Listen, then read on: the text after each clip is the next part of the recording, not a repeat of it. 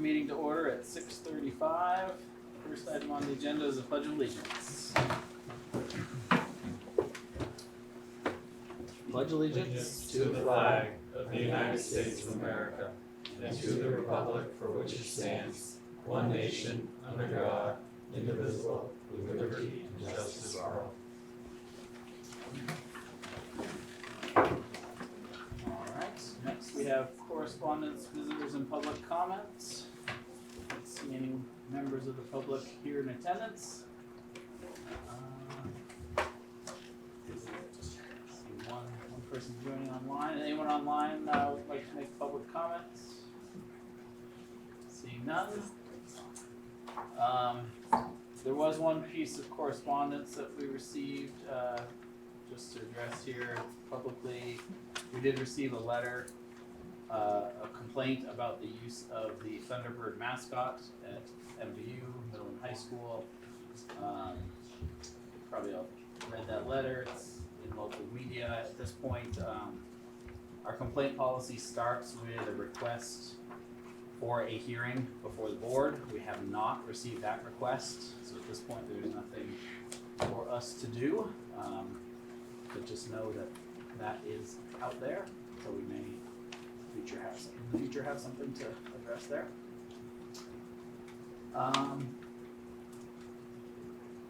So that's that piece. That's it for correspondence, visitor, public comments. Agenda review. I don't have any amendments. Anyone else have anything for this evening? Alright, so we'll jump right into the presentations and discussion items. And first up, we have a Swanton School presentation. I think we'll have Jess and Deb lead the way. Awesome. Thanks for having us. I mean, I guess we'll do it from here. Yeah, sounds okay. So what we're going to do is we're just going to start talking about the data that we've had since for fall and for winter. And we're going to share our baseline data, which is our fall data, and then the instructional moves we made from that. Then the winter data, the proficiency increases and the growth, and then our next steps that we're tentatively planning. Maybe before we go too far, I'm Jess Borbo. I'm the math instructional coach here at Swanton. And I'm Deb Boucher, and I'm the literacy content specialist instructional coach.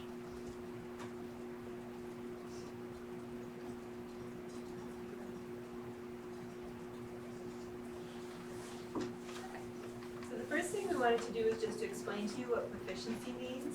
And I apologize for reading off the slides, but sometimes I know that if people are watching, it's hard to see the slides. But proficiency is a measure of a student's expertise in a content area. So percentile rank scores, which you'll see down at the bottom that have the PR with the it means percentile rank scores, and they range from 1 to 99, and they express student ability relative to the scores of other students in the same grade. And these are national percentiles, not local percentiles. So when we're talking about proficiency, the MVSD star proficiency, if you see a score of 50 to 100 percentile ranking, that means that the student was at or above. If you see a score of 39 to 49 percentile, that means they're on watch. And intervention is 14 to 38, and urgent intervention is anything below 14. A lot of what we report out on too has intervention and urgent intervention combined. So you'll see 3 categories, but just remember that it's those top 2, and then the last 2 are combined. So these will be our fall proficiencies that you see in just a moment. So these were scores from kids taking the STAR 360 in September. So in math, we had 41% at that at or above level. We had 14% at nearly, and then 44% at that intervention and urgent intervention, those 2 categories put together. And then for literacy, our baseline data was about 33% was at or above, about 9% was nearly, and below is about 57%. And these are kind of give or take a percentage or 2, depending on how it's calculated in the reports. Does below include urgent? Pardon? Does the low include Yes, urgent? yes. Yeah, so it's intervention and urgent intervention combined. So Would you all mind putting that slide, sorry to interrupt you, Deb, would you all mind putting that slideshow up there, thank you, so we can see it, thank you. So obviously with those percentages, we had to be really thoughtful about what it is we were gonna do this year, between now and the end of the school year, but really between now and the next time we ask kids to take this particular Star 360, which was January. These are some of the things that we planned to do and we did. So we initially give that universal screener, so that's to every single kid, 1st grade to 6th grade. Kindergarten doesn't take it in the fall. We do diagnostic assessments over in Babcock. So for kindergarten, 1st and 2nd grade, we have things like the PASA, which is the phonemic awareness screening assessment that every single kid takes. Letter ID, letter sounds, high frequency words, the P.E.G, which you might have heard before, it's the primary number and operation system, every kid. And then up in the upper grades, we don't necessarily have some of those diagnostic screeners that you see there, but we use pre-unit assessments. So pre-assessments to try and decide what it is that kids may have for prereq skills as they head into something like fractions and what they don't have, so that we can intervene immediately in a timely way. Over in Babcock, we use the 4 top bullets there under diagnostic assessment to really see if there are certain areas of phonemic awareness or early numeracy skills that we need to intervene on, because those are the kinds of things that help build or set that foundation for them so they can learn things like fractions and decimals, and then learn to operate. After we do that, we really do we have a lot of data, right? We have to sit down and analyze it and think about who are those kids that scored in the intervention and urgent intervention ranges on the STAR 360, and how do some of these other assessments correlate with that, with whether or not they are in need of getting some tier 3 intervention. So if they're showing up in the yellow or the red on the STAR 360, do they have another assessment like the P.E.G that's also showing needs in their learning, or gaps in their learning that shows need? Same thing in literacy. We also will kind of put that data together, come up with a list of names, present that to teachers during a PLC, during a PLC, and then we'll get the teachers' take on who may need it or who may not based on what they've seen in the classroom. From there, we might have some of the interventionists do some additional diagnostic assessments to give even more information. We'll set goals and timeframes. And then we'll just make sure that we're making the best decisions we can around what kind of instructional steps they need. And then really that progress is tracked by the interventionists, and Deb and I meet weekly with interventionists to talk about how that progress is going for those particular kids. That a lot of that data too, since we're collecting P.E.G data on every 1st and 2nd grader, we're not just going to analyze the students that are showing up in the red and the yellow in the intervention or urgent intervention. We're going to take some of those trends that we see that are grade level trends and talk to classroom teachers so that they can start putting some of that stuff in their first instruction, or they can start pulling small groups in the classroom to have some conversations with kids about maybe counting backwards or counting forwards by 10 or 10 brains or different letters or things like that. So one of the things, the interventionists meet weekly or bi-weekly with us as coaches, and also the teachers to discuss their student progress. And then they use, when we were talking about progress monitoring, there's a lot of different diagnostic assessments and progress monitoring tools that you can use. Some of them are fluency phrases to just help measure how they're reading as far as fluently. And then they have high frequency word lists that we have that are local assessment plan lists, but we also have additional ones that they use as well. The STAR custom assessments, we're just getting used to those, that's new to us, and we're starting to dabble in those this year. And then they have some foundational subtests and benchmark assessments and so on for literacy.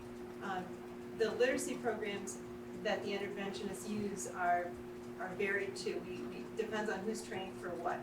So we do things like the level literacy intervention system, decodable texts are used, and Ort Gillingham and even some of the consultant recommendations, both for literacy and for math.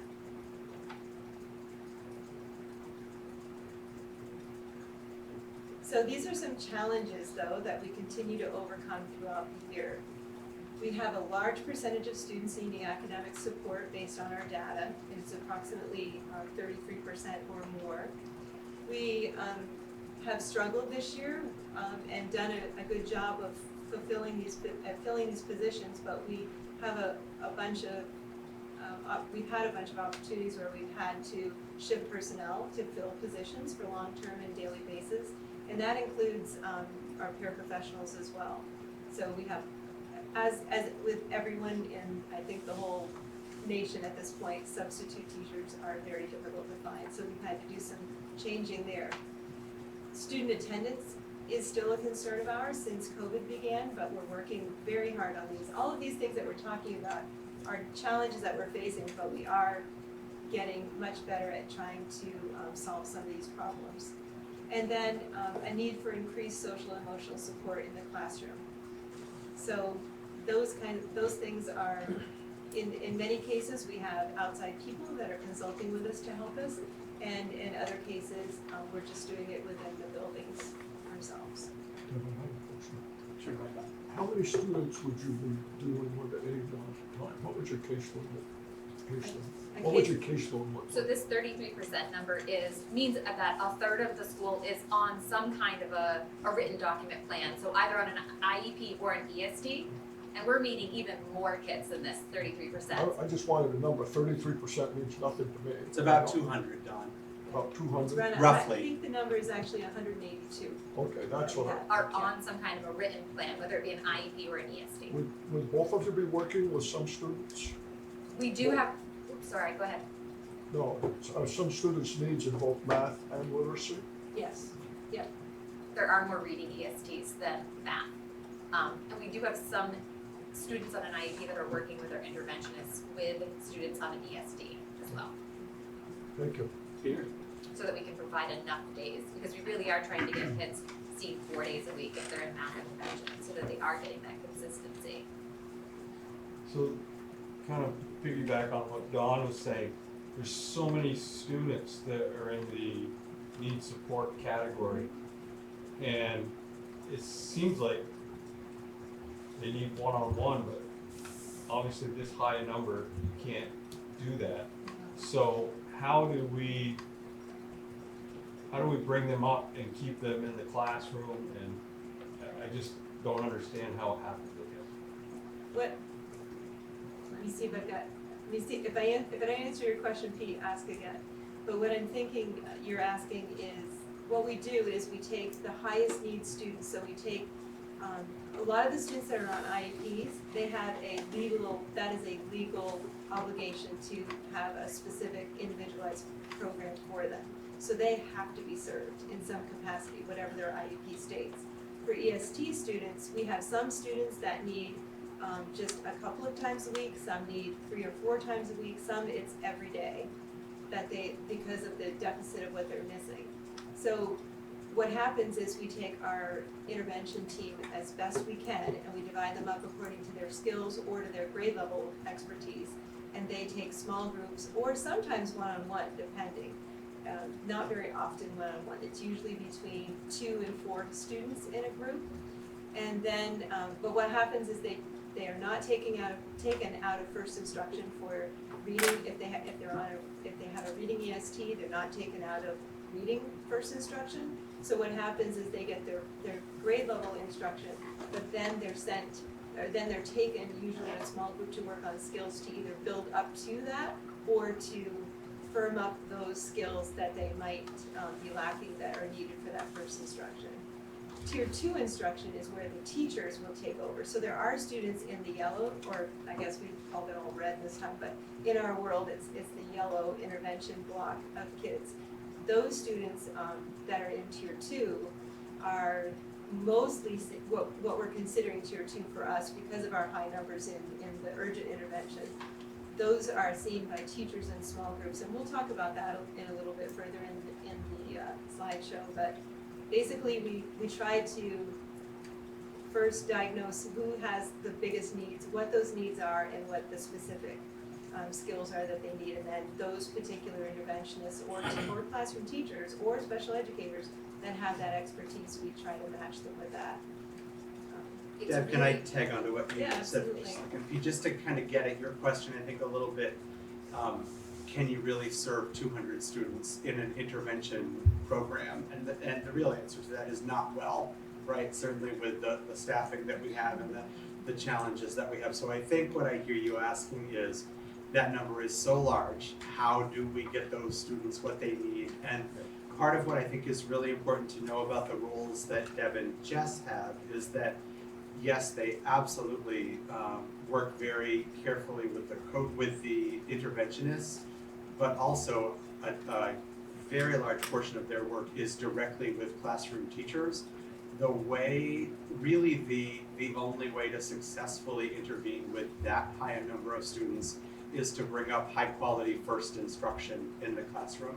So really the approach is two-pronged here. You have to get to all those students, you have to make sure that the instruction, and when we say that tier 1 instruction, that's the first lesson they might get in math, right? And then tier 2 instruction as well, that more targeted instruction also done by the classroom teacher. Those classroom pieces have to be really strong. That is where you're gonna get the most bang for your buck. And then you move on to the intervention pieces. So I think to answer your question, how do you serve 200 struggling students really well? You make sure you have really high quality first and tier 2 instruction by the classroom teacher. And then you think about intervention as a next step. And both of those are roles that Deb and Jess play. So you two ladies are coaches. Are you the only two coaches in the school district in Yes. Swanton School? Instructional coaches. Instructional coaches, yes. And then you have interventionists on your team, you supervise them, are they? So they do come to us for a lot of things because we do help bring everything together, right? So we know what's happening in the classroom, we're the data, we analyze the data, and so we're supporting them with, here's all the data, let's analyze it together, and let's come up with these list of kids, reach out to teachers during PLCs and think about who is it that we need to serve and what are the best goals and ways to make sure that they reach these and become successful, because we have to make sure that there's transfer. We don't want a skill being practiced in isolation. So we really want to make sure that whatever skill they're working on outside of the classroom is brought in to the classroom, and the only way to do that is through good communication. So it really is, it's a challenge because with 200 kids, to serve them well, we have to make sure that our schedules are really well done and thoughtful, because we can't just take these 4 kids are available here and these 4 kids are available here, because their skills and needs may be different, are often different. Thank you. So of those 4 things, so COVID just kind of is what it is this year. Social emotional support, I think that's an ongoing challenge. So one is the percentage of students in 33%, is that like equal amongst the grades, or is that more in certain grades? Like, where is that bunched together? Where is that? I think, I don't know as we ever really looked at it as being how many in each grade, but it seems to dwindle as they get older. So the upper grades have probably fewer students depending, Well, we have a middle grade right now who was in kindergarten when COVID hit, and that is the largest number of ESDs that we have in the entire school. I don't know if it's okay to say the grade level here, but it is a middle grade. So like 3rd, 4th? Yep, that's nailed it. So 3rd grade it's a really large class, and they left right during kindergarten. And so they came back when it was not even 5 days a week until November. And they started coming, and there would be weeks at a time where the class would just be out because somebody in the classroom had COVID or there was an exposure. And so if you think about what they got for kindergarten, like kindergartners, they have their best learning from like January to June, and they left in March. And so they came back, and that 1st grade was like start and stop and start and stop. And then 2nd grade was better, so we were making some good grounds, and now they're 3rd graders, and we're really making some good ground now. So So, and then so that leads to my second question. So probably the most controllable thing is like, so what is the shifting of personnel to fill positions? Where is that coming from? And then, like, are we asking for subs to fill in for teachers, or asking subs to fill in somewhere else? So a good example of that, Rennick, is we have a kindergarten teacher going out on maternity leave around the 20th of March. That position was posted repeatedly. There were no applicants. We're reaching a point now where we're going to have to reconfigure staffing internally in order to cover that. And there are certain requirements for that position, clearly, because it's a classroom teaching position. It's over a certain number of days. The best opportunity for kids, for us, is to pull a teacher from intervention to make them the classroom teacher, because we can't fill that with an external candidate. That's the kind of thing that really just decimates your intervention program. That's the second time this year we've had to pull an interventionist to cover a long-term sub position. So that's one example. We lost a math teacher on day 3 of school. So in 5th grade. So like there have been obstacles that we've had to try and overcome and shift and make these best decisions for kids. But And the other piece is hasn't gone away in our school, so in any of our schools. And so when a teacher has COVID or is sick and has to be gone out for 4 or 5 days, that takes another person to go in and take their place. So it's often, we have the most amazing support staff you can imagine, and many of them have gone into teacher roles for a brief period of time, fully capable of doing the best that we can without a teacher in the classroom. But when they take over, then that leaves a classroom with no support staff. So it's out of our hands, but it's in our hands. We have to make the best decisions for kids. So, and we're a big school, so that makes a lot of people, a lot of moving pieces. But given all those challenges, we're getting to the good part now. Given all those challenges, come on. We might need to pin it. Challenge to get Still past have the a challenge. Still having challenges. Not the icy roads, but now we're gonna get into some winter proficiency and growth data. So if you look here, you'll see this is the math Star 360 data, and you'll see that the fall scores you just saw, but they're next to the winter proficiencies. And so we've got movement, we've got improvements, we moved from 41% of students being at or above in math on the Star 360 to 50, or close to 51%. And then we've got 11% nearly and 38% below. So we are making some growth. So the growth looks like it's with students who have quite a bit of potential, need a little boost. Yeah. But these And students our are- students that are in the red have potential too. It's just that some of them have missed a lot of skills or just need that extra boost. So there's no one without potential. Talk We all about have potential. attendance too. We might have kids in intervention They all that have aren't. potential if they come to school. One of my Yep. big issues That's with exactly going right. through. That's We can set everything in place Correct. for them. We can have interventions set up, have the best first instruction, but if they're not here, then that's not gonna increase this. That's- Luckily, most kids do come to school though, unfortunately. So for math, you can this is really showing like specific numbers, because those percentages are a little hard to wrap your head around if you don't know what the whole is. So in the fall, 191 students were proficient, and that was 41%. And now in January, we had 229 students that were proficient. So it was 38 more kids. Our end of year math goal is 63%. Deb and I figured that out. It is 56 more kids. So it's a total of 285, and this is shared with teachers. Teachers know what our goal is, and we've created as a school, but each individual team has created some action steps towards that. Where did you come up with 63%? Good question.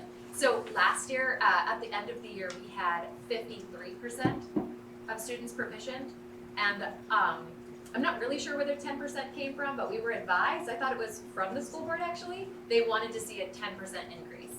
And so that's where the 63 comes from. Last year, we were at 53% of our students proficient in math. We want to see a 10% increase, that's where the 63 comes from.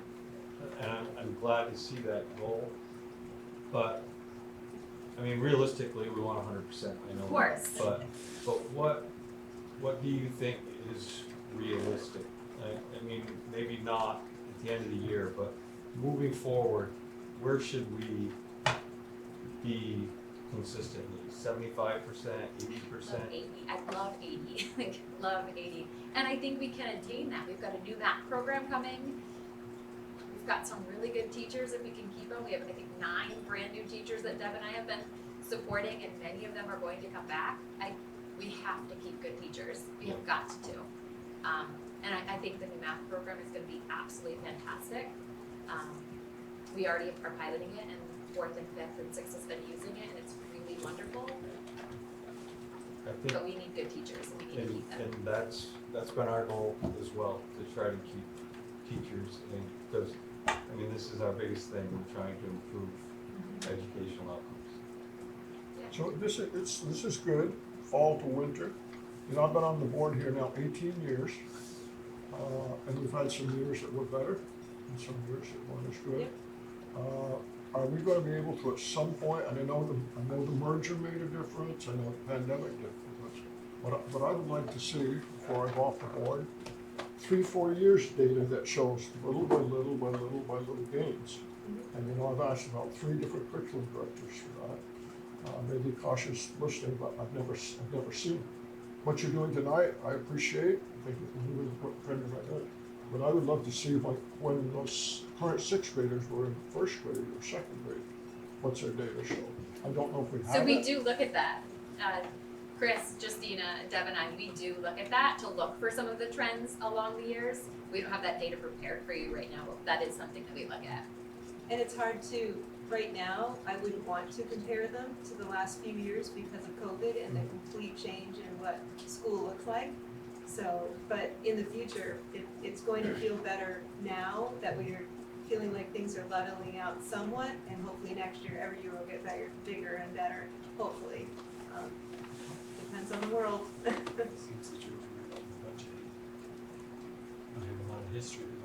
It seems like if you get to like that 80% number, it would solve a lot of the staffing challenges too. In some regards, I would think it kind of like spirals. I think no matter what percentage we say, it will always take people to Right, help with that, yeah. because no matter if you have a larger portion at the bottom end of skill level or at the top end, then we also need to never forget about those kids, and we need to continue, whatever our trend is, we need to continue to have all kids grow. That's our goal, is all kids may grow. Proficiency is important, but growth is more important. I think something else not to lose track of is the social emotional piece that was on one of the previous slides, and one of the ongoing conversations that we have all the time is, in order for teachers to get to tier 2 instruction, that takes a tremendous amount of skill on the part of the students in the class. It takes a tremendous amount of planning and skill on the part of the teacher in planning that. That's all work that Deb and Jess work on with teachers, but that social emotional piece really plays in. If a classroom teacher can't get to their small math group, what we might call teacher station, to provide that targeted intervention for those students, then that's a place where things can start to fall apart a little bit. So when we talk about hiring and maintaining really good, highly qualified, highly skilled teachers, also making sure that when we're considering our resources, that we're keeping in mind that social emotional piece, because that is for many students a barrier to meeting proficiency. Do we still do kindergarten screening? You mean when they are, before they enter kindergarten? We do. So, has anybody looked at that data and say, based on what that showed, you're doing pretty well with that child? So we generally look at that for early intervention. I don't know that we would take that data and reflect back on it when that student's like a fifth grader. Is that what you mean? Well, what I'm thinking is if a child comes in and you identify them right in the screening, that this child maybe has some either learning difficulties, but more than that, maybe never had the stimulation or the opportunity. I mean, I used to teach kindergarten a long time ago. And you could tell when students came in the door, if someone ready to read, and some of them put the book right side up, okay? So when you screen, you know that. That's what keeps You know going that. every day. Do Can we see it? you trend, is there anybody that follows that and say, when Don came in, he didn't know how to handle a book. Yeah. He's now in the fifth grade and, hey, he's reading pretty well. Yeah, Or other students, right? this is what the STAR has allowed us to do. It does track kids from the beginning of time taking it, basically, which is the winter of January of their kindergarten year until they leave us in sixth grade, and it continues at MVU as well. So we do have, this is the first time we've had that kind of a system that's a consistent screener. And any kid on any kind of a plan, like an ESD, we put their case screener, we put any PNOE that we do, on their document, we keep track of all of that data to see if it's increasing. I don't know that in fifth grade we look back, I mean, because hopefully they're no longer on an EST plan, you know what I mean, their wings are out and they're ready to sail. I won't keep asking more questions, but the one related to this one is, what I think is important is growth, okay?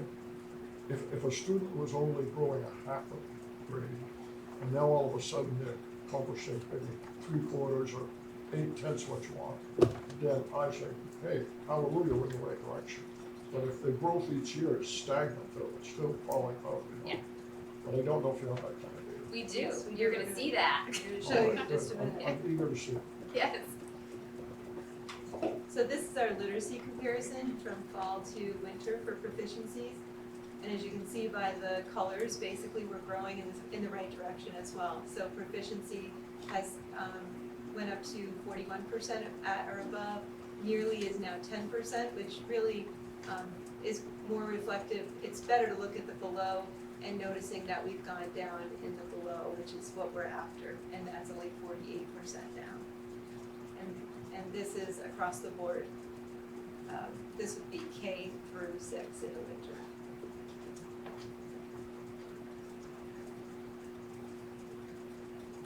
And then this is the same way that you just saw Jess's math. We had 154 students proficient in the fall, which was 33%. And in the winter, we had 186, which is 32 more students proficient. And it was 41%, which means we've gone up 8%. So every time we get close to that 10% increase is it's a win in our lives. Because our end of year reading goal is 54% for reading because of where students started and ended at last year. That's what we've taken as our goal. So we're gonna talk about that growth data now, because the STAR 360 really does tell us which kids are proficient on this assessment, but then if we look at from one assessment to another, so from fall to winter, we can look to see how much any particular kid has grown in an area. Because scaled scores are compared. So the scaled score in the fall will be compared to the scaled score in the winter, and that formula gets us what we call an SGP, or the student growth percentile. So it basically it compares student growth to other peers nationwide. So some of these numbers are important to us. So when we're looking at students' SGPs, or we're looking at kids in 5th grade, we're looking down the SGPs, anything more than a 65 means that they're making high growth, higher than typical growth. That's what we want to see. We really want to see kids growing at a very fast pace. And we especially want kids in intervention growing at a higher rate, because they're getting first instruction from their classroom teacher, second instruction from their classroom teacher, and they're getting pulled out to receive tier 3. And so we really want to see that SGP high, and if we don't, we can go back to the drawing board and start thinking about what is it that we should be shifting or changing up? Let's call it EST meeting, let's do what we need to do to make sure that we can be thoughtful that we're providing this kid with what they need. Typical growth is in the range of 35 to 64. So that's a comfortable range, means they're growing typically to how they should be. And then anything from a 1 to a 34 SGP are areas to really, in some cases, watch. We'll obviously have kids in the 33, 34. But any of those ranges we are concerned about and thoughtful about. Do we measure the students that are proficient the same way? We do. So we Okay. put kids in a quadrant. So in 5th grade, at our data team meeting at the last half day, every teacher looked at their grade level and they put kids into a quadrant, 4 sections, because every kid fits in there. Kids who have high growth and are proficient, kids who have high growth and are not proficient, kids who have low growth and are proficient, and kids who are low growth and not proficient. And so we are identifying where every single kid fits and then identifying areas or quadrants and thinking about what can we do for this group of kids. Because if we have kids who are proficient and not growing, that's concerning. Right. Or if we have kids who are not proficient and not growing, that's concerning. And so sometimes it's an intervention that we don't provide. Sometimes the intervention comes from attendance or from guidance or from an area that, because that kid's not available for learning at this point. And so giving them academic intervention after academic intervention isn't going to help anybody.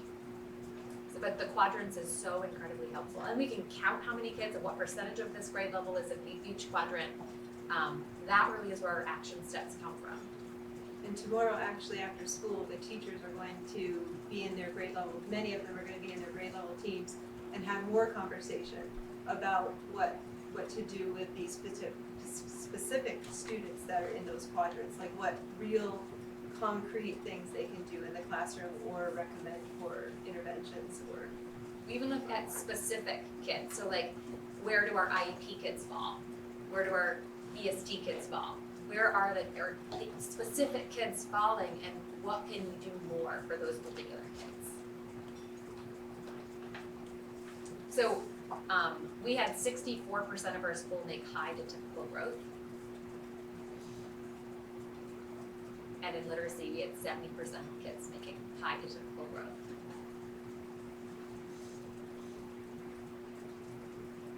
So really it's the now what? It's February, almost February break. We've had the fall, we've had January. Do you want to talk a little bit about first instruction? Sure. So now that we know the growth, we're very proud of the growth that we've made. The teachers were really pleased. We're all pleased to see that growth. But now it's what do we still do to improve our tier approach? So for tier 1 first instruction, we're going to continue to follow the MVSD curriculum, of course, incorporating our new writing curriculum in that as well. That's across the board. We're doing that now. The coaches, Jess and I, are continuing to focus on our 9 brand new teachers and other teachers as well, but the 9 new teachers are the ones that we're trying to help out the most and support them the best we can. There are 2 classrooms that are piloting the new math program, so we're using that as a first instruction approach. Leo Mermelstein, who's she's actually an international writing consultant. She's working with kindergarten through 6th grade teachers and even getting an opportunity to work with our new teachers to help them perfect their writing first instruction and tier 2 instruction, which you'll hear in a second. We also have our PLCs, our professional learning communities, that meet and we talk about data, talk about next moves, talk about needs and what we can do next. And then we have a digital practice tools which are Raz Kids and Freckles attached to STAR, our main screener, and Raz Kids is another tool to give kids opportunities to practice at home or at school, and teachers can assign level material, decodable books, and different things like that for them to work on. And then we have our SEL consultants that have been working with us throughout the year on at least once a month and are available for teachers to consult with as well. So that tier 2 intervention is still in the classroom, but with the classroom teacher. That really is Deb and I, especially with those new brand new teachers.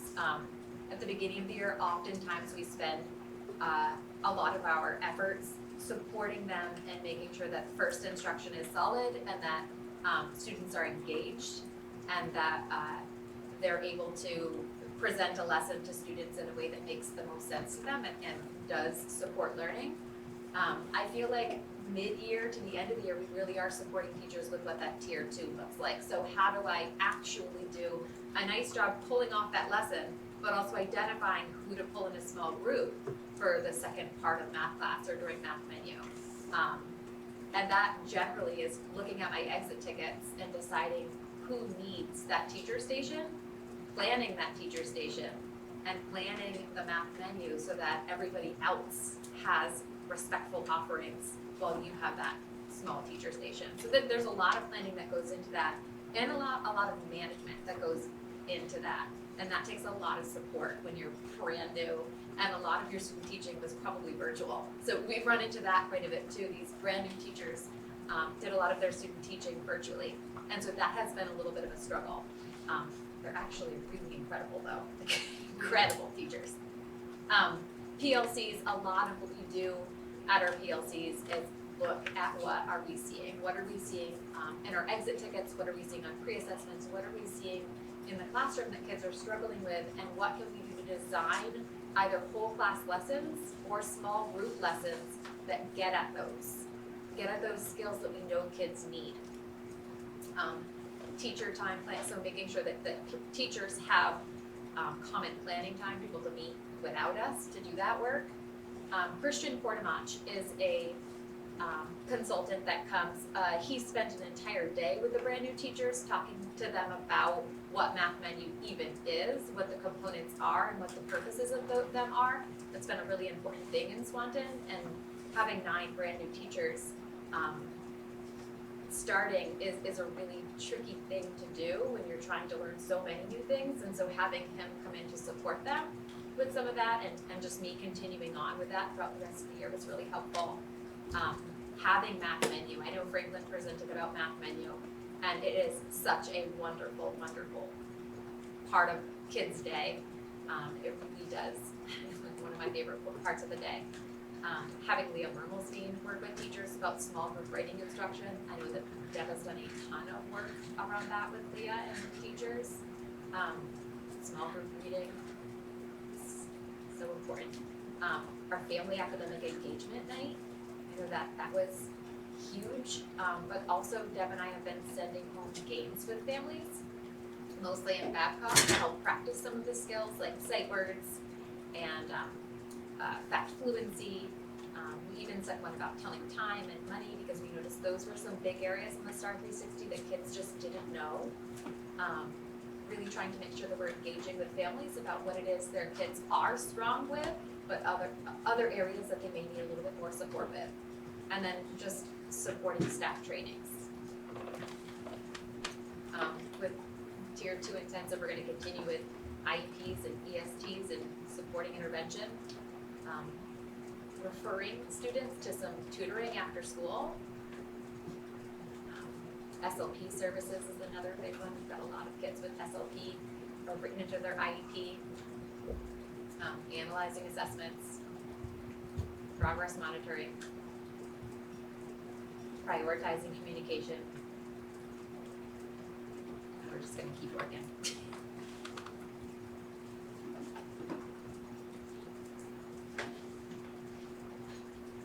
So, yeah, can do that. This is just a glimpse into our action steps. As we mentioned before, last Friday, I think it was, or 2 Fridays ago, I can't remember now. We had our data day where all of the teams worked together in grade level teams, and then the following week we divided up into vertical teams, and we brought all of the information that the grade level teams had done, and their grade level was represented in all of the vertical teams. And the teams came up with it's not surprising because we all kind of are on the same page, but they came up with a few action steps that were very similar to each other. So these are kind of a glimpse into what we're talking about. We haven't refined these yet. We're working on these coming up, and Jess and I will be working on them more to submit them to COSHA. But the 3 different action steps we had, one was in tiered instruction. The entire school is really all on board, K through 6, and pre-K, I'm sure, through 6, is to improve that tier 2 instruction like we've talked about in the classrooms, and to strengthen the tier 3 instruction with the intervention.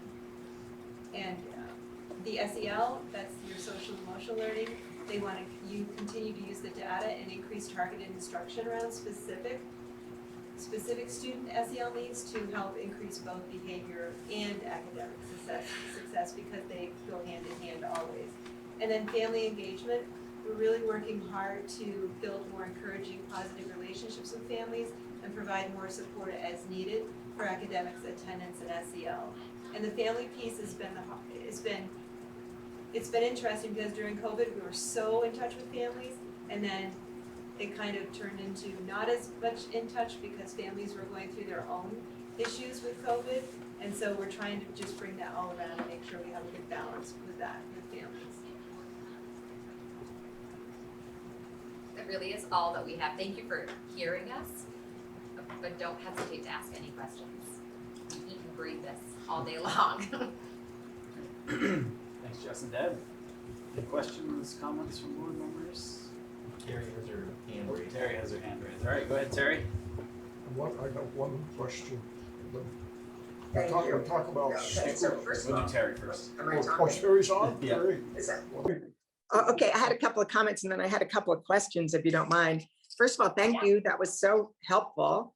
And Deb, it reminded me of years ago, I think it was the Swanton School Board, you did a presentation.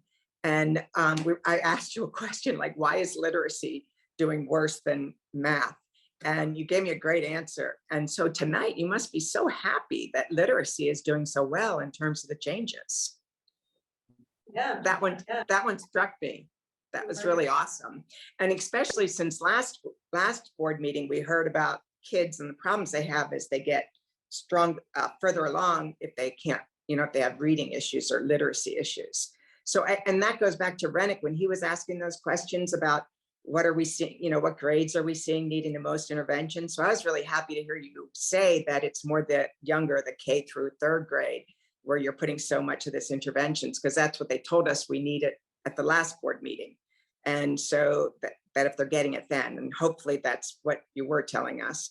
And then I was going to ask you about the other thing, and that has to do, I love the way you were telling us that, yes, we know we have challenges and this is what we're doing about it. And it sounds like you're doing really great things, and it's good for us to know that, to tell people.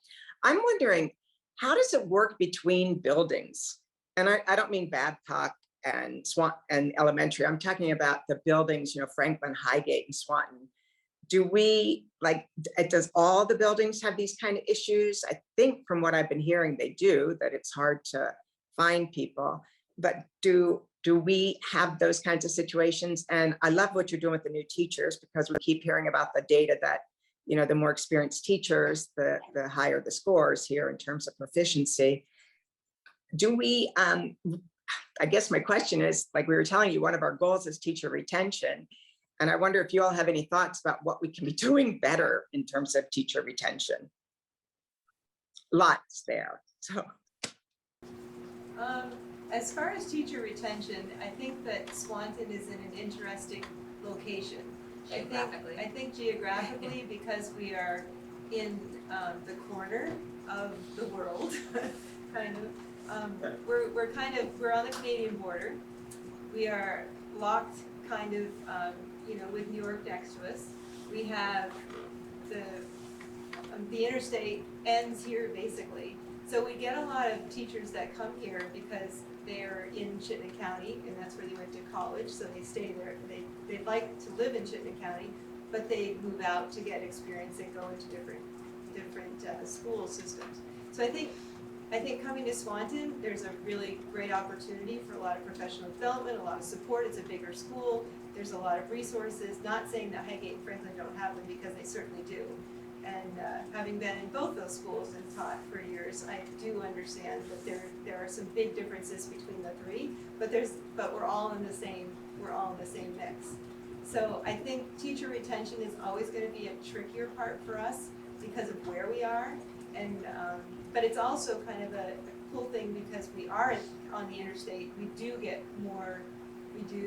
seem to get more, people from Chittenden County that are willing to stay here a little bit longer. So, last year, I think our teacher retention really took a blow because of a lot of retirements. And, now we have other retirements, I'm sure, that will be coming down the pike, but it probably won't be the mass exodus that we had before. And I think that, hopefully, you know, the supports that we keep putting in for new teachers and the, what the board has done and the, you know, raising of the base pay has helped a lot. So it'll be interesting to see what happens in years to come. But I think we've got a lot of great things in place. We just have to keep promoting that this is a great place to work and that we do have a wonderful supportive board, a wonderful supportive community. People are doing the best they can. And I think that the Chittenden County, we can't compete with Chittenden County just because of the, you know, the urban versus rural, but we just keep doing the best we can, so. I don't know if that helps Terry, but. It helps a lot, thank you. I'm sorry, I thought my video was on, so sorry, we're talking to the blank wall here. But no, I think that was really great, thank you, and I'm so happy. I felt so stupid when I asked you that question all those years ago. So I'm really happy to see this today, so thank you. Thank you. Thanks, Terry. Don? I want to remind Terry, you still there? Yes. You've been around long enough to know this big teacher retirement that you were talking about. This happens about every 9 or 10 years. It does. You go back about 30 years, I think I've lived in this area about that long, and this happens about every 9 or 10 years. You have a block of people who came in, and Well, I think anybody who was ready to retire before COVID yeah, and was and then holding there are on, factors- there are they were factors holding like on COVID. because they didn't want to go out this way. So- They were ready last Yeah. year to go out. So my I question can was, imagine. my question is, looking at the different things that are leading to growth, what role, if any, does summer school play and how we attack this growth that we want? I think summer school is really important, and I don't think summer school, and I don't want to say this and sound wrong, but I don't think it increases student skills as much as it helps them retain their skills. So I think there's a certain amount of increase in skills for sure, but I think the retention of skills is the most important thing that happens with summer school. And giving those kids a place to be, a place to where they're, you know, have a real direct focus for the day, and instead of, you know, maybe not having that type of focus at home if parents are working and don't have that opportunity to work with their children like they'd like to. I think that's a really important part. So we really promote it, and we work really hard to get kids into summer school and be interested in it. And I know that the people who run it, we don't have anything to do with summer school, but we just try to help promote it and keep kids. Yeah, a lot of times our EST meetings will say to parents, summer school, you know, can it happen? And parents, if they can, they're very good about sending their kids to summer school. Because it appears that, you know, we do outreach, but it's still voluntary, right? I mean, It is, yep. But it's recommended, highly recommended. that's Yeah. good, because many years ago, I worked with, consulted with a school district, not in Vermont, and they basically mandated summer school for children. I would never want to And do had a that. high and very intense, in fact, I just heard your comment that, you know, you don't have anything to do with it. Well, in this particular district, the teachers were offered a very lucrative stipend to work for like 4 weeks or something like that. And we do the same here. And they did get growth, they really did. Yep. Because for many, it wasn't year-round schooling, but for many students, they get a couple weeks off, and then they come back for 4 weeks or whatever weeks you want. Yep. But I lost track of them, I went on to other things, politics, but it was really an exciting place to be.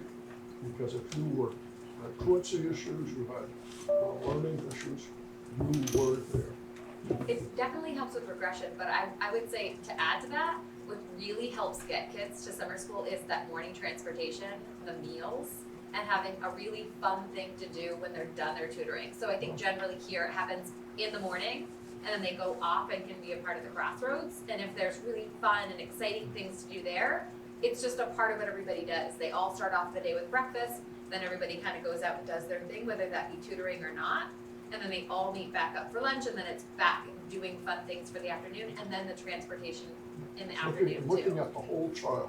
It, there has to be some it's fun. huge. It is, it's Okay, very, thank you. and the summer school tutors work with the classroom teachers to find out what needs they have, and they group kids accordingly, so it's really well done. And it's something we'll always promote, you know, as long as as many kids as we possibly can accommodate, so. How's the morale of those teachers involved here, given like what we're asking them to do and other things, like how is that? So I think it depends on the time of year, for sure. So what I mean by that is, right now, everybody's pretty tired. They're ready for that February break. At the beginning of the year, we had a day-to-day. It was right after Star 360 in September. And teachers were feeling, I think, pretty frustrated with some of the behaviors that kids had, and they were feeling really frustrated because they knew that there were needs in their classroom, but because of the SEL need, because of the need of students to have certain skills to even be able to work through problems or be independent, they didn't have those strong skills in the fall. They were feeling really frustrated because they knew what they needed to do, but they couldn't do it. But because of all of the SEL work that every single teacher has been working really hard to build in their classroom, I feel like this day-to-day was different 2 Fridays ago, because yes, we have an SEL goal, that is one of, I think that will remain a goal. But I did feel like way more teachers were getting to that tier 2. The needs in the classroom, the behavioral needs have settled, and teachers are finally feeling good about making that good growth, because kids can be independent now. They have a bit more grit, right? They self-monitor, they can get their own work done, so that a teacher can pull a group of kids off to the side, and that feels good. So I think it's good, but it's Spirit Week. Kids are getting ready for different vacations. Teachers are tired. So I mean, I think it depends on the time of year, but I think this So is we a good better time have of to year. wait. Yeah. I think that one of the things that I think is really important is for you to know is that the teachers here in Swanton are really, you don't hear the "I can't do it." It's gonna be hard, and maybe I'm not gonna like it very much sometimes, but they don't have that attitude. It's we're gonna make the best with what we've got. So that's an important thing to know, is that we have a really positive staff. So we're very lucky. I don't think there's many schools out there that have that opportunity to work with such good people. So, or not good people. Everybody's good people. working with people that have that kind of good attitude about what they're doing. Because this is hard. This is hard work to be a teacher, and they do a great job. One thing that has encouraged me about teacher retention is the amount of teachers that I see that are coming from our district that grew up here and went through school here. And, you know, like you, Deb, you know, you've been in all these communities, you've taught in all these communities, you care about these communities, you care about these kids. And if we have more coming through the system and coming back like that, I think it'll really help our teacher retention. Yeah, I think so too. We have a fair amount of MVU graduates that are coming back into the system. It's fun to watch, for sure. I still dream, it probably won't happen in my lifetime, of a statewide teacher's contract, because I think that really Putting that plug in. levels the field for all communities and teachers. But, you know. And I'm sure we do this. We do exit interviews for teachers, right? Money isn't always the reason they leave, right? No. Like I've done a lot of them, and I was amazed with the factors that really make a difference, and money is not one of the top 2 or 3. We talk about it as a board, and I think because you can't get too far away, okay? Right. You can't be the bottom of the town. And I think that this board has set goals as we merge things to do. I'm not saying we're there, But I've worked in Addison County, Windham County, Memorial County, Orleans County, Franklin County. And all those places I've asked people when they left. And the reasons, they're varied, and some of them are very legitimate. But they don't all focus around, I'm gonna get $10,000 more. Alright. Any other final questions, comments? Are either of you playing in the game Friday? Yeah, heck yeah. I'll go easy on you, I'm reffing. What's the game, Toby? It's it's back. It took a little break. Yeah. But every year, Devin, you probably played in it. I know I played in it. It was in the back of the building when I played in it. But every year that So fifth and sixth grade teams take on the basketball, teachers. yeah. I think the last one I did, a teacher here who was a little older than me, busted his knee up pretty bad. Yeah, that was a few years ago. I think he's back in action. Oh, He is yeah. playing. He is. Brave soul. I think I missed the call and he busted his knee up. I've never played, but I just ran down the list of like teacher nicknames. Is that what it is? Yeah. Like the nicknames. But those are worth just hearing announced. It's They're pretty gonna be cool to funny. have the gym packed. Yeah. And it's loud. It's really It's loud. Alright, that's a good note to end on. Alright, thanks Jess. Thanks Thank Deb. you all so Thank much. you. Thank you. Thank you for your support. Thank you, that was great. Alright. Now we'll keep going in a similar vein. We have Kosha joining us online to do an update on our continuous improvement plan. Kosha, are you all ready? Yes, I'm going to share my screen. Give me a second.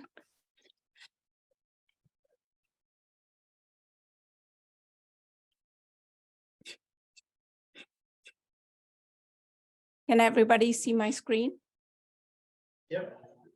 Great, Yes, thank you. all right.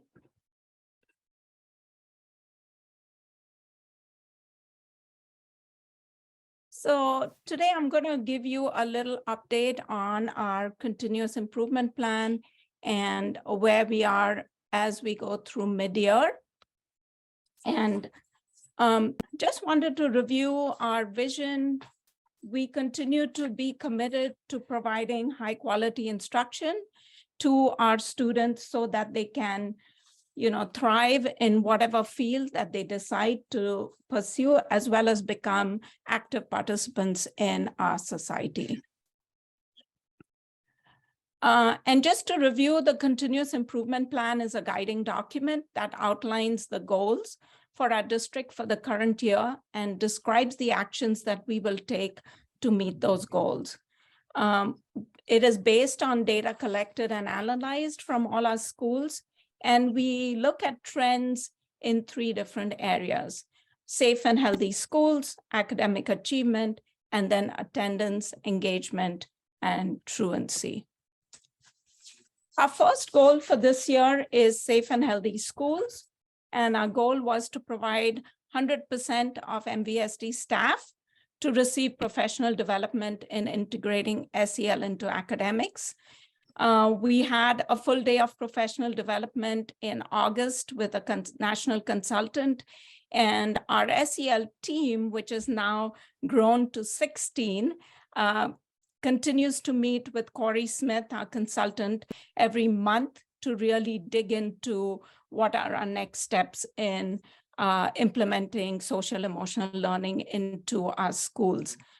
In addition to that, she is also meeting with our admin team 4 times in the year to kind of connect what the SEL team is doing and working on, and so they can also be actively participating in the process. In addition to that, this year, we have implemented for the first time our SEL competencies universal screener, and we adopted SEL Web. This was given to all our students in October and November of 2022. And this assessment for K through 8 is a direct assessment. So you can see on the left side, students are given a scenario and then they are asked how they would respond if they were in that particular scenario. In our high school, the students took a survey and it was more of a self-assessment. So this is what we collected from our SEL web data. Data was collected on emotional recognition. How do students understand what others are feeling? Social perspective taking, which is understanding others' thoughts and intentions, and social problem solving, like how do you deal with social challenges? And then self-control is, how do you control your emotions when you're in a particular situation? Based on our fall assessment, we found some patterns. So overall, the social emotional skills improved at each grade level from kindergarten to third grade. We saw the highest percentage of proficiency at the early elementary level was emotional recognition. And the lowest percentage was social perspective taking. So we know now that's an area where we need to do some direct instruction to help students to really learn how do you put yourself in other people's shoes and kind of recognize what their perspective is. In our late elementary and middle school, the trends we saw were overall the social emotional skills improved from grades 4 to 5, stayed the same for grade 6, and then declined in grades 7 and 8. We saw the highest percentage of proficiency in late elementary was self-awareness, so students being aware of their emotions. And then the lowest was, again, in social perspective taking. So we are seeing a similar trend from K to 8. In our high school, we didn't have a very high return rate as much as our elementary, but from the data we collected, the highest percentage of proficiency was in self-awareness, and the lowest percentage was in relationship skills. And this is something we are hearing from staff members too, that as a result of COVID, especially our current 9th graders, when they were in their first year of high school, they came in, in middle school, when they came in, it was a hybrid year. And so they didn't get to really establish relationships with their whole class. And some of those challenges continue. And now that we have this data, those are some of the areas they're going to start working on. For academic achievement, we had our goal to increase reading proficiency in the district from 41 to 50%, and in math proficiency from 52 to 60% on STAR 360. And these were, again, goals that we developed based on end of year last year's data. So we continue to provide high quality instruction. And then as you heard from Jess and Deb, there's a lot of very specific interventions that are taking place by classroom teachers, interventionists, and really that communication happening between the classroom teachers and interventionists in terms of what do students need. Here is our math proficiency for the district. As you can see, this is data from all our schools. And our MVSD goal is, again, to go from 42% to 60%. Right now, we are seeing 6% increase in winter. So we are at 48% right now. But all our schools have shown growth. MVU's shown a little bit of growth because, as you all know, they adopted a new math program this year. And it's always hard in the first year when teachers are just learning a new program. It usually takes 3 to 5 years to see the real impact of a new program. This is our reading proficiency data. Again, we are seeing for MVSD a 7% increase from 34% in fall to 41%. And our goal is to reach that 50% mark by the end of the year. Our third goal is attendance, and our goal was to see an increase in attendance of students who've been identified to be at risk. And we are continuing to have very close monitoring of these students and then put some supports in place for them. This is our data that Celine just shared with me. From the data, you can see compared to last year, we are seeing a lower number of students who are in that 10-day, 20-day, 30-day absent category, but we are still seeing a fairly high number of absenteeism. Our schools have been very vigilant about sending out 10-day letters for students who've been out because of illness.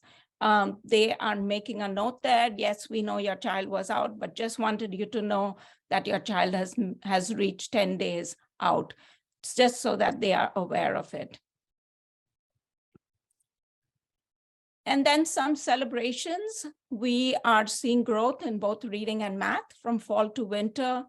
We also now have data on students' social emotional competencies, and we are learning how do we use this data for instructional purposes. Attendance has improved since last year, but remains a challenge for some students. MVU has implemented the new Open Up Math program this year, and a group of elementary teachers have piloted the new math program through Imagine Learning, and we will be having a full rollout in June to get them ready to be implemented in all our K-6 classrooms in the fall.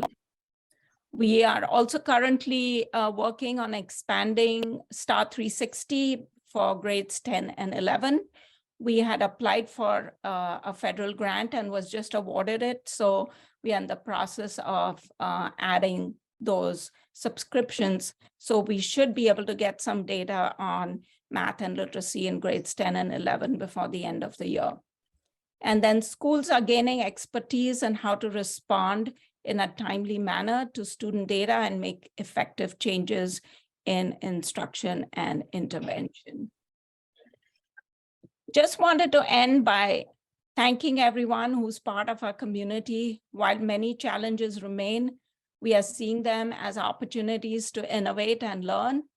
And I would like to thank all the members of our school community as we worked together for our students. So that is the update on what is happening as far as the district.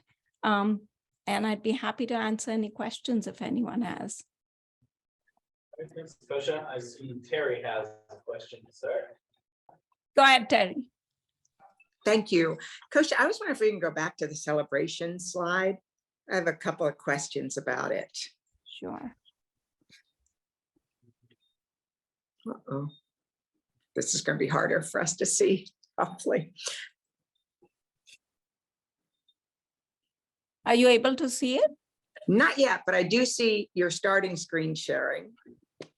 Hopefully I can remember some of it. If it doesn't come up, it's okay. Some of the questions. It's okay. I'm not I can sure remember a why couple. I guess this is one of my questions. You can stop. It's okay. I can remember some of them and you all can help me out probably with some of the questions. Okay. You had said we now have data in terms of how to use the social emotional intelligence to work for us, and we're learning how to use it in curriculum. I'm having a hard time thinking about that. I know that responsible decision-making, and I can see where self-management, self-awareness would really help so that you could get to that tier 2 learning. But how are they using what they know to help the people, the kids do better? That's, I don't quite understand. I understand that the integration works on some places, but I'm also wondering how can they use it to make the results that we want? Great question. We are also just learning how to do that. So as you know, we had developed our MVSD SEL competencies a few years ago. And we were telling teachers developmentally, these are the skills that kids should have from pre-K through grade 12 and adulthood. And so teachers said, yeah, that's great, but we don't know what our kids already know and what they don't know. So that's how we got the SEL screener. So the data I showed you is very global, but every teacher gets individual student data and they're getting their own classroom data. So based on that, during their data day, all teachers looked at their classroom data and they said, okay, if our kids are struggling with social problem solving, we are going to teach them some lessons. We have, in addition to our MVSD competencies, there are strategies in there, very easy strategies that a teacher could use to actually teach them that. We also bought the second step curriculum, and that is a curriculum that the guidance counselors are using in their teaching when they go into classrooms, but every elementary teacher has access to it. So there is a whole bunch of lessons you can do based on what you're seeing your students need. So we have those two resources available to them. And in addition to that, the creator of SEL Web, his name is Dr. Clark McCowan, and he has been working really closely with us. He did a presentation for our administrators when the data first came out on how do you interpret this and how do you use it. And they have provided us with worksheets that a teacher can use saying, okay, if this is a student's profile, or if this is my classroom's profile, what can I do to help integrate that SEL into the classroom? Okay, because Coach, I see it not as an end, but a means to the end, and that means to the end is the student outcome. Okay, then the other question I had for you is the math program in the elementary schools. So we know there's two classes piloting in Swanton. Is the same pilot work going on in other buildings? Yeah, and so what we had is we had originally thought it would be a few classrooms. And in Franklin and Highgate, some teachers started doing it, and then other teachers saw what they were doing and said, we want to jump on, right? So we have 40 teachers right now who are piloting the math program. And during MLK Day, our 3 math coaches had a meeting at Highgate where all the teachers who were piloting the program came, and they did a 1.5-hour tell us what worked for you, what didn't work for you, what PD worked for you. When we roll it out to the rest of the staff, what are some things we should keep in mind? So it was a really good meeting. They've summarized all that information. We already have a contract to roll it out on June 16th and 19th for the rest of the teachers who never piloted it. And so we are basing that professional development based on some of the feedback we got from the piloting teachers. Thank you. And my last question here, Kosha, is thank you for all that information. You work with it every day, so you know it by heart, but I'm like, okay, wait, as I'm trying to remember it all. But I guess what I would ask you, because I think you have some of the most information about the whole district, what do you think we need to do most? I mean, where do you think the resources most need to be? That's a really good question. And I think it differs by school, because schools are in different places as far as their MTSS systems are concerned. But the number one thing we know we have to do is really strong first instruction in the classroom. And we have seen, I think Jen talked to you about it 2 weeks ago, and you heard it today, that the more experienced teachers, we see the data of their students is higher than our new teachers. So every year our challenge, especially at Swanton and MVU, is how do we get these new teachers to provide that high quality instruction? Now that we have instructional coaches in math and literacy at all our schools, they are then able to support, but it takes 3 to 4 years for a teacher who's brand new out of college to get to that level of expertise where they can look at their data and say, okay, I'm going to tweak this, I'm going to do this, I'm going to change this. So the coaches, as you've heard, they run these professional learning communities and they help support that work, but we have to focus on our first classroom instruction, because when you have such high needs in the district, there's only so much intervention can provide. we just cannot provide more than what we are currently providing. And so our biggest, strongest commitment is to improve first instruction in the classroom. So it seems like since we are going to have new teachers, a lot of new teachers, and we better make sure we have the best curriculum programs like the new math. I mean, we need to invest in knowing that we have the best that we can And have. teachers are really liking it because it's all in one place. All their, all their information is in there. It's all online. Their student work is in there and the data can be uploaded. And they also, have come out with videos. So every time a teacher's teaching a new unit, they can send those videos home to parents so parents know what is being taught in the classroom. And we are just starting to explore different reading programs for the future, because we feel that since the math programs was so well received, and as you've heard, the coaches are trying their best to support our new teachers, but they can't be in all the new teachers' classrooms all the time. And so we want to make sure that we are providing them with a program or resource that they can independently use along with support from the coaches. So last year, our math coaches did a phenomenal job. They spent a year researching math programs, and there is now a lot of information through the government and through ed reports where research is being done on current programs and which of them are meeting the criteria that is required. And so there are currently about 10 programs that have been listed as having high, meeting the standard for reading. So we are going to start exploring some of those reading programs to see. Next year, our focus is, of course, on releasing the new math program 23-24. But after that, we are thinking we want to roll out a new reading program. Great. Thank you. Thank you. Kosha, this is by no means a critique. It's more me thinking out loud, because on your presentation today, you seem to present the tables by school, Swanton, Franklin, Highgate, MVU. And I've often wondered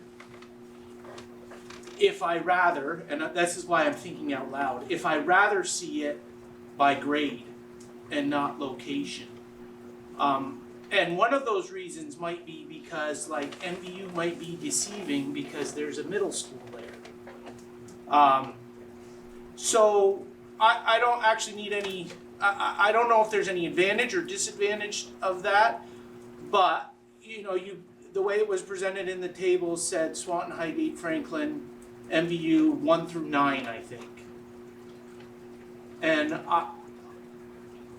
I just think that that's kind of interesting because it could, and I know we noticed like a 1%, I forget which slide it was, but like a 1% increase at MVU. But MVU is 3 grades there, right? 7, 8, 9. In that particular chart, because it said grade 1 through 9. Yes.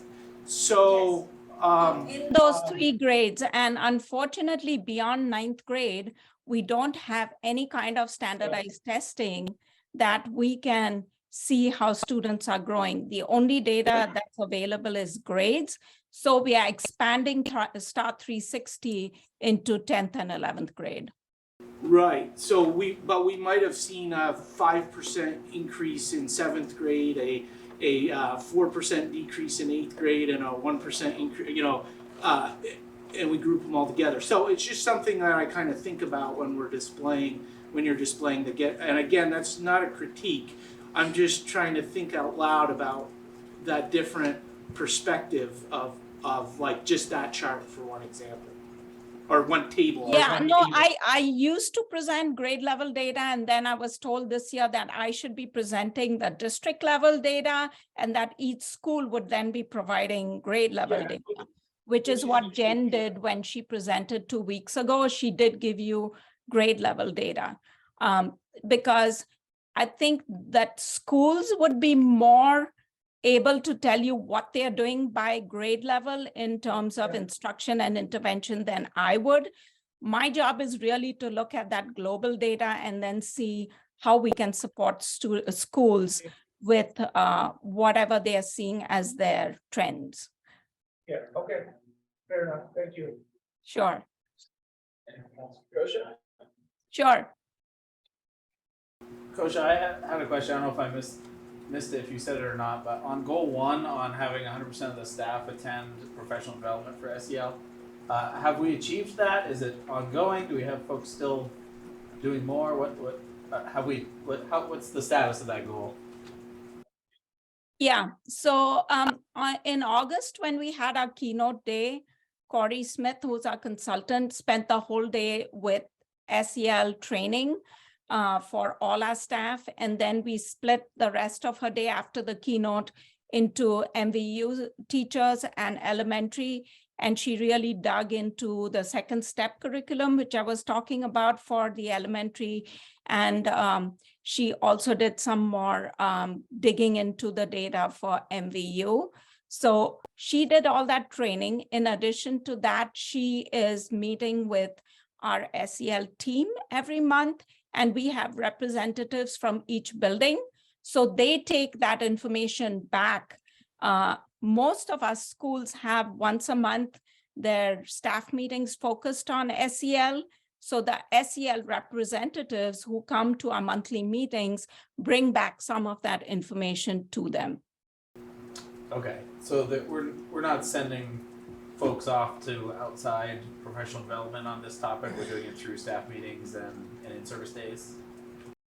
Yeah, because we want to have consistency across the district in terms of what people are receiving, in terms of how to integrate those SEL skills into academics. That is our ultimate goal. And when you send people off in different directions, they come back with different information. And as I said, this is the first year where we are using this universal screener. So we know that we have more work to do. But I think teachers are excited because now they actually have information about what skills their students have, which are strengths, and then which skills they have where direct instruction or integrating into other content areas would be helpful. Got it. Okay, thanks. Mark? Kosha, real quick, why again are we not using the STAR 360 in grade 10, 11, and 12? So what the biggest problem is once kids get into grade 10, they have a lot of electives. So they don't have common instruction. And that was the rationale behind not having it in grades 10 and 11. But I did talk to the MVU administrators, and we felt that we only have data on half the students there. So it's hard to say, okay, what progress is MVU making when we only have data on half the kids? So we wrote this grant and we just got awarded it so that we can expand it into 10th and 11th grade. By senior year, the kids have so many different choices that you wouldn't really get representative data from all of them.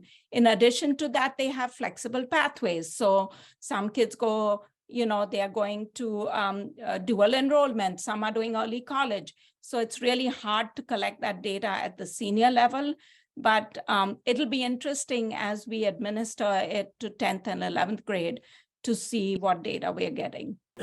And the data collected from the STAR 360, is it just 1 or 2 tests per year? How much?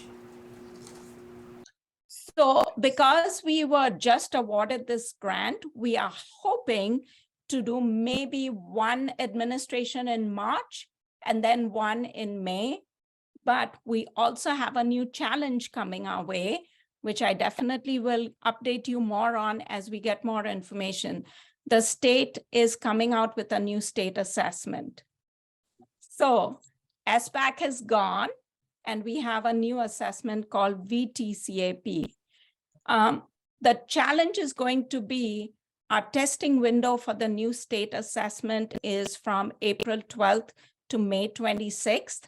And what happens is when you're doing a state assessment and you're trying to do STAR within the same time frame, kids get burnt out. So we are hoping that we will be able to do 2 administrations. That is the goal. But if not, we want to at least have 1 data point this year. And then similar to the other grade levels, try to do it 2 or 3 times next year. So, Coach, just to be clear, the 1 or 2 administrations, that's for 10th and 11th grade, right? Yes, yeah. And everything else The is- other grades have already had their fall and winter. They'll have their 3rd administration before the end of the school year.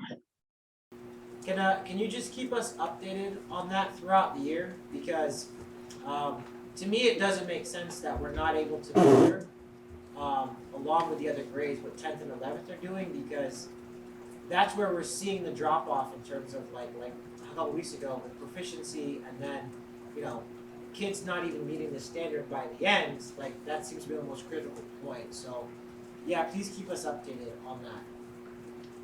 Absolutely, because this is a norm reference test. So this is going to give us, in comparison to their peers across the nation, how are our kids doing? And so I think it'll be another good data point for us to be able to see what are those areas of strength and weakness that we need to work on. Thank you. Sure. Anything else for Coach? Okay. I think that's everything. Thanks, Kosha. Thank you so much. All right. Moving along next, that was the last of our presentations. So now we have something from the Facilities Committee, MVSD lighting project proposal, and looking for action tonight. Peter, you taking this one? And God said, "Let there be light." I was hoping I could meet with Jason before and have the lights go out. I could have it on and more dramatic, but that's probably a little too much. But so if we could put up the slide, the MVSD lighting breakdown for the board, where we can put that on. Here's gonna put that, yes.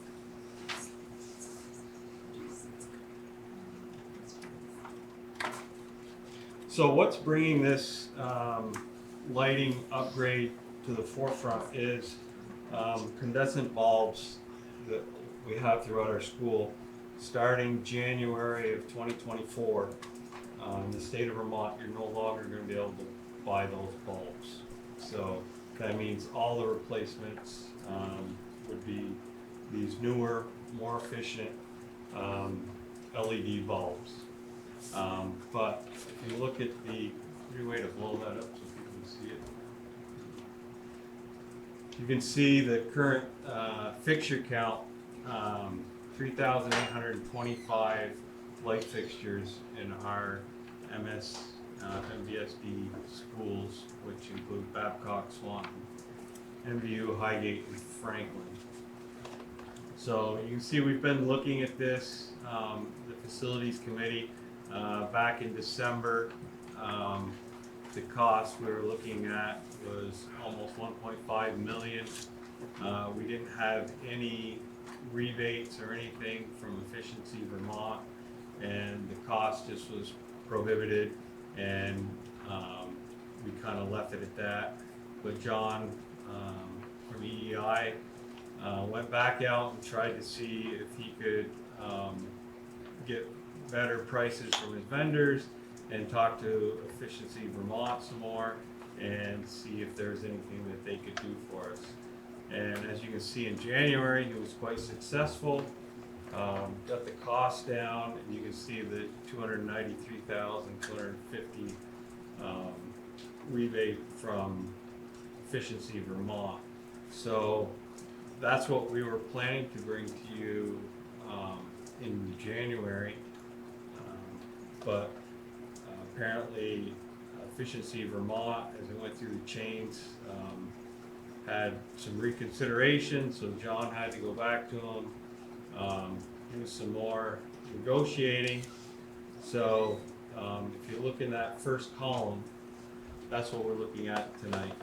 So the projected cost, $1,125,471. Less the rebates from Efficiency Vermont, as you can see it broken out per school, the total is $230,410. So this rebate isn't I guess what we call a standard rebate that they're giving to all schools. This is something that we were able to work out with Efficiency Vermont. It's something that if we don't take advantage of it, it won't be there again. Once we can no longer buy condensate bulbs in Vermont, the rebates are going to drastically go down because we have no choice. So that's one of the main reasons that we are recommending going with this plan. So you can see the net cost to the MVSD of $895,061. And then by making these changes, you can see the energy savings, which EEI is guaranteeing us, of almost $22,970. And then there's Is that per year? yes. And then operating savings, I think Jason's on. I don't know if he would like to discuss this a little bit. Obviously, if we still have the condensate bulbs, we would be replacing them periodically. Obviously, the man hours used in that will still be paying somebody, but it will give them opportunities to work on more important projects than changing these light bulbs out. Jason, are you on? Yeah. I don't know if you want to discuss the operational savings at all. Yeah, I'm on my phone, so let me know if you can hear me, Peter. I can hear you. Okay, so yeah, one of the biggest things, as you know, is the operational savings. So we spend a fair amount of time weekly changing out light bulbs. So not only are we changing out light bulbs, we're changing out ballasts. The cost of ballast, the cost of light bulbs has gone up dramatically. So we're hoping that with this project, you're looking at LED lighting, you're looking at a 15-20 year life cycle on these lights. So the next, the next 10-15 years, we're hoping not to have to touch any of these lights. Obviously, when you put in brand new lights, there's a certain percentage of them that you're going to have to deal with for a little while and get the bugs worked out. But all in all, if we change them out as a district, you're going to be able to put the guys working on everything else and not concentrate on that as much as we do. We spend, up at MVU, we're spending, the guys spend at least 5 to 10 hours a week working on lights, and even there in Swanton, we could be doing lights. We could be doing lights every day in Swanton. We could be spending an hour to 2 a day every day in Swanton working on lights. So this is going to free up a lot of your time, more than I thought. Yeah, no, it'll help dramatically. Is the number that's there, the 23,900, is that just the cost of the lights and ballasts, or is some amount of that a time? The 20. Okay, never mind. Go ahead, Jason. What's that? Sorry. The $23,900 of operational savings. I'm curious how much of that is the cost of the actual lights that we're replacing versus an estimate of a time savings. John could probably answer that I question. don't have that sheet right in front of me. I don't know if John does.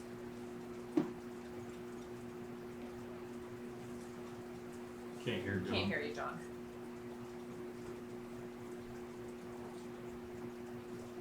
Laura, do you have that? I didn't do the calculation. It is materials and their time. Both are included in that number, but I don't know which portion is which.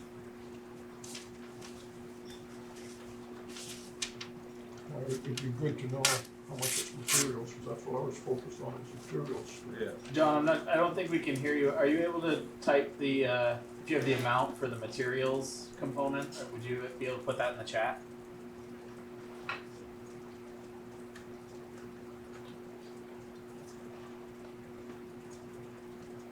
While he's doing that, just one thing to note is that the energy savings that's guaranteed here, the 22,970, that's a very conservative number. Obviously, it's guaranteed from EEI, so they'll be cutting us a check back for anything that doesn't reach this number, so they're obviously gonna calculate that in a conservative way. But the savings should be more than that, a direct savings to the budget. So the yearly cost, the district is, for that 15-year lease, will be the $81,481 over 15 years, or each year for 15 years. Is it being financed at 5.17%? That was the rate that was received through MLC today, municipal leasing company today. They do, it's like a leasing consortium, so they do research rates, and that was the rate that EEI was able to secure. I would reach out to some other places like Gorham Leasing in Maine and some other places myself to see if we can get a better rate. I guess I would hope we have the flexibility that if 2 or 3 years out, we could get a better rate. We'd be locked in. We'd be locked in. Well, that seems something. Didn't we, Peter, early on, I'm going back to last autumn, didn't we have a lower price? We've been operating with 5% since we started the discussion No, I'm thinking in of the October. project, the total project, before you got to $1 million. No, it's over there. I put the historicals in on the No. right, it's covered up with a couple other little screens right Okay, I now. couldn't see it till, all right. It was 1.4 Yeah. actually in It's the actually beginning. more. Yeah. It was 1.4 and then, Can you hear me now? yes, we can, John. Okay, so the first one, December, wasn't there one before December? No, There wasn't? we started discussion in October and then they brought the first presentation, numbers in. Because at one time it looked like we were just getting one heck of a deal.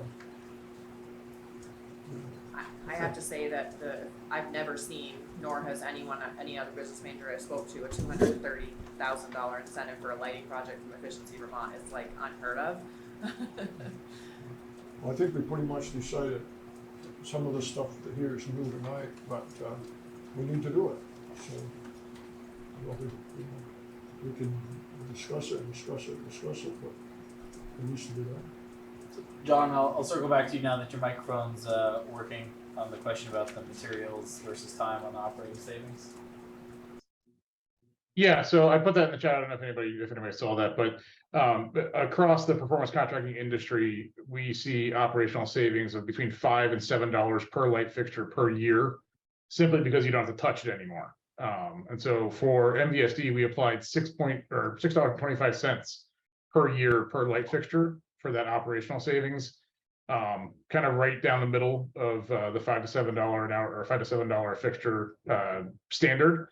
That's really based on your lights are old, but they're not, falling out of the ceiling. In conversations with facilities directors across the district, you are spending a fair amount of time on it, but there are districts out there spending a lot more time. So I think, operational savings are really hard to measure because you can't establish a baseline. The facilities folks across the district are not clocking in under a different account code when they're working on light fixtures. And in the, once the light fixtures are replaced, they're not going to just not work when they don't have to change light fixtures or change light bulbs. So it's really hard to quantify. But I would say that, this is probably a pretty fair, if not conservative estimate of the hours and labor that you'll save by not having to deal with the light fixtures.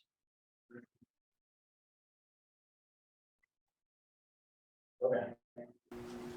So, project timeline, John, you said it was like a 12-week lead time to get the materials. So wouldn't be starting the project until after this school year.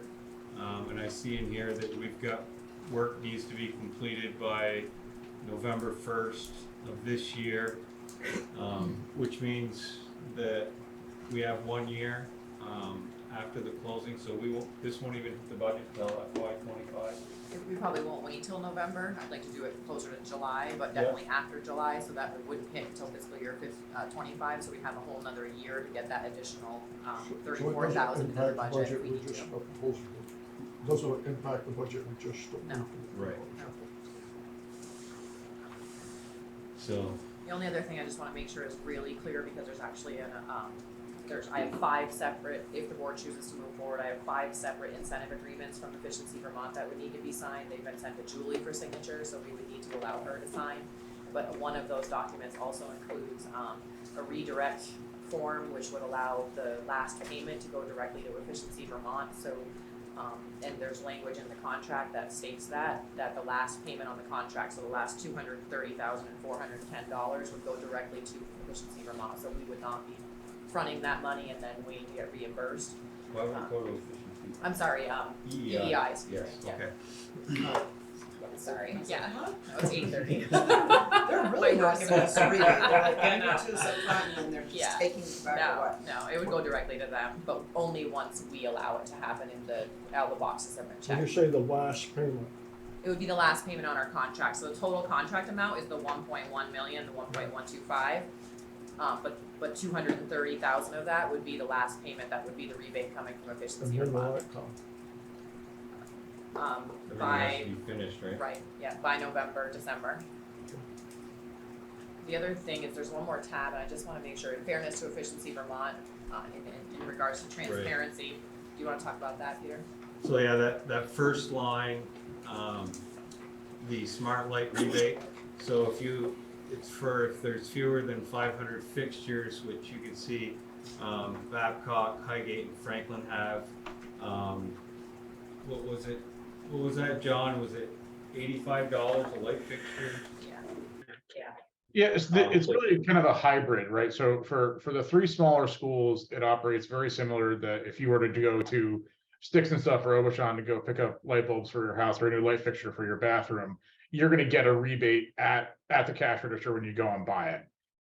So the figures that you're seeing now for the 3 smaller schools are rebates that our subcontractor will get when they buy the fixture. So that's taken out of the cost right up front. Those per fixture rebate numbers are, $5 to $30 a piece. Efficiency Vermont is giving us a custom rebate on top of that to get us closer to the $85 a fixture that we're looking for. Because Swanton, and the way that the Smart Light program works is if you're buying 500 fixtures or less, it can go through Smart Light. If you're buying more than that, it has to go fully custom, which is what their terminology is for it, where there's no point of sale rebate, but you get the full rebate amount from Efficiency Vermont directly in a check. So if you add up the Smart Light point of sale rebate and the custom rebates, we're really getting close to $280,000, really $279,000, $385,000. But the smart light rebate isn't shown on the other page, because that's taken out of the cost, because that's at point of sale, right? Like you. Right, that's reducing the materials cost right when we buy the stuff. So we would have had to pay more if that wasn't there. Correct.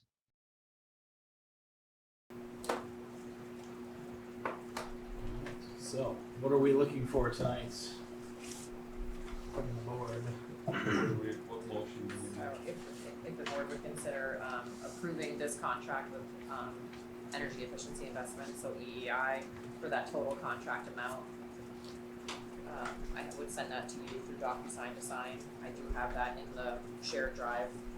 And then authorizing Julie to sign 5 different incentive agreements with Efficiency Vermont, as well as authorizing her to sign the third-party rebate request form, which is what will allow the final payment for this rebate payment to go to EEI as well. Okay, so we'll do those one at a time. So the first one would be to approve the EEI contract. And the total cost of that, we're looking at the $895,061. No, the $1,125,471. Total cost of the project. Okay. Okay, so there's 2 different numbers I'm confused. The total project is $1 million, that's what we're gonna approve. Yeah, The 1.125, yeah. So it equates at 800,000 that we were talking about. So once we also approve getting the Efficiency Vermont rebates for $230,410, our cost to the district is going to be $895,061.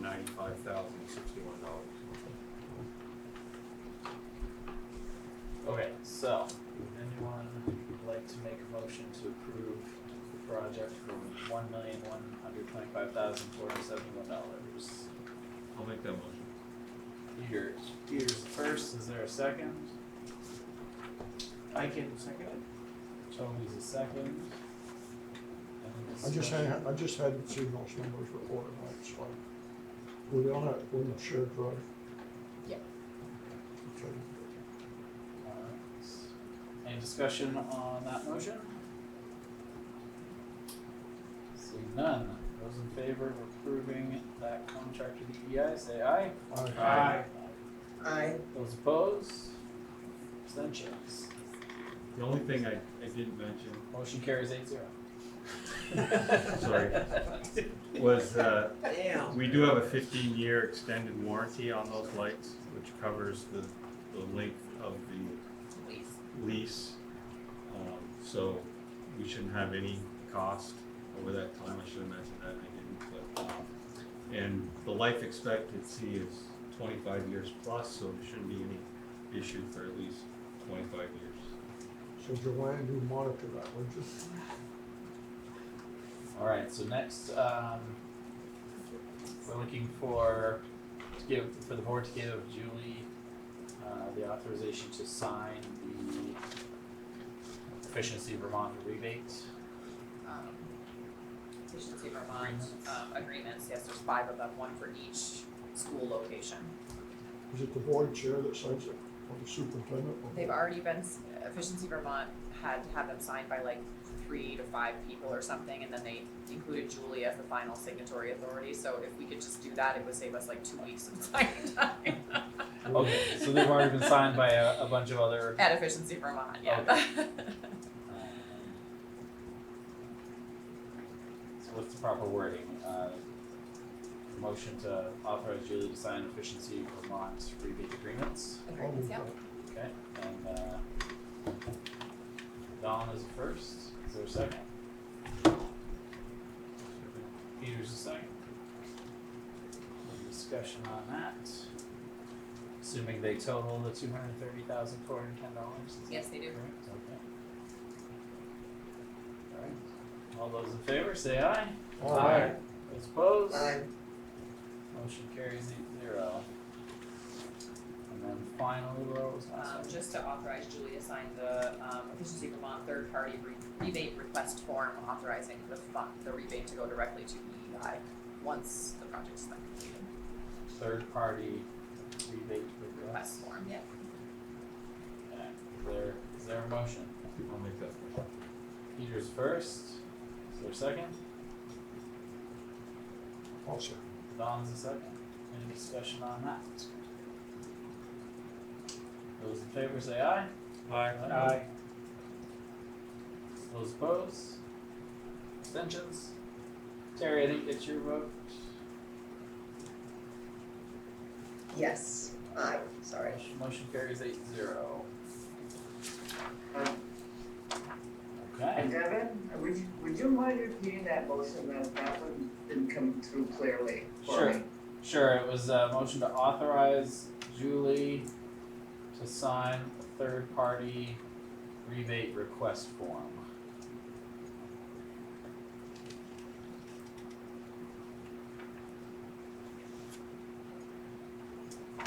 Okay, I have it, thank you. Okay, thanks, Brett. All right. That concludes that item and that section of the agenda.